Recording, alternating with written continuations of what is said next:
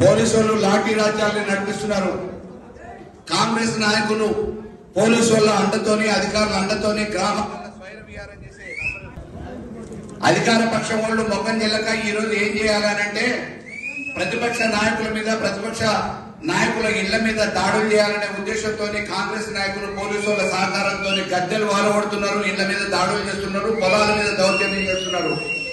ఖబర్దార్ నేను చెప్తా ఉన్నా కాంగ్రెస్ నాయకులకి, మళ్ళొక్కసారి పునరావృతం అయితే కోదాడు నియోజకవర్గంలో ఎక్కడ గులాబీ జెండాని టచ్ చేసిన బీఆర్ఎస్ నాయకుడిని పైన దౌర్జన్యం జరిగిన ईद का जवाब ईद पत्थर से देंगे. बिल्कुल अभी कोई आगे पीछे सोचने का नहीं है.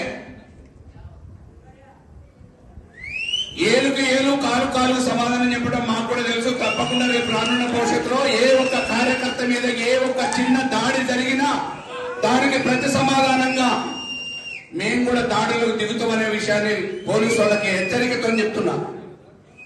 ఇవాళ కొండాపురంలో జరిగింది, మొన్న బేతంలో జరిగింది, రేపు ఇంకెక్కడ జరగడానికి ఊహలు చేస్తున్నారో తెలియదు.